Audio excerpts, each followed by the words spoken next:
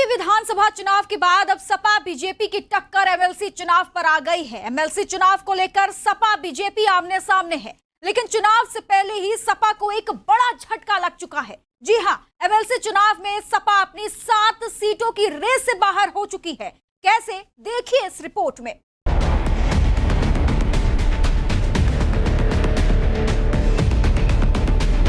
UP में विधान परिषद चुनाव का दौर शुरू हो चुका है। 9 अप्रैल को 36 सीटों पर एमएलसी चुनाव होना है, लेकिन एमएलसी चुनाव से पहले ही सपा को एक बड़ा झटका लग चुका है। जी हां, चुनाव से पहले ही सपा के लिए विधान परिषद की लड़ाई आसान नहीं दिख रही, क्योंकि विधान परिषद चुनाव में बीजेपी ने अपनी जीत पहले ही तय कर ली है।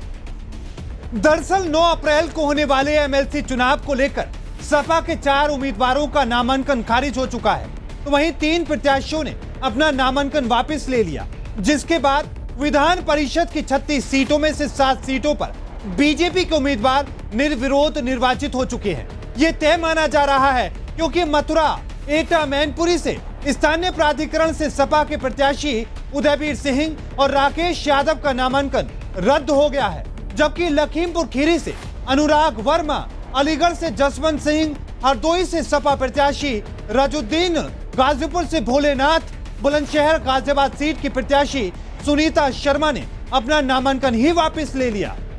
ऐसे में विधान परिषद की लड़ाई में सपा ने 36 में से 7 सीटें बिना चुनाव लड़े ही गंवा दी हैं।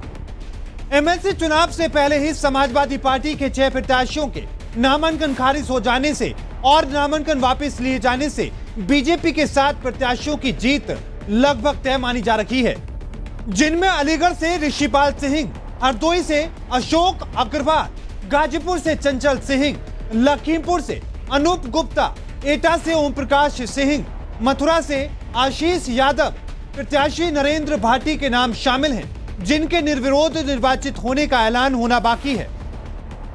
हालांकि एमएलसी चुनाव को लेकर अब भी कई तरह के आरोप सपा की तरफ से बीजेपी पर लगाए जा रहे हैं। यूपी विधानसभा के बाद से एमएलसी चुनाव की लड़ाई कहां तक जाती है, एमएलसी चुनाव में सपा बीजेपी की इस लड़ाई में कौन आगे जाता है, ये देखना बाकी है।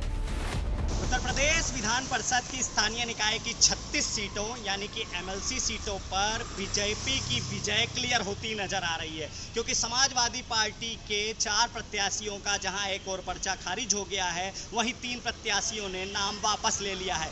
ऐसे में 7 सीटों पर बीजेपी का रास्ता बिल्कुल क्लियर हो गया है। जाहिर तौर पर एमएलसी के चुनाव में 2016 की अगर हम बात करें तो 36 सीटों में 31 सीटों पर समाजवादी पार्टी का कब्जा था, लेकिन 2022 के इस चुनाव में 7 सीटों पर बीजेपी की राहें बिल्कुल क्लियर हो गई हैं और बीजेपी के प्रत्याशी निर्विरोध चुने जाएंगे।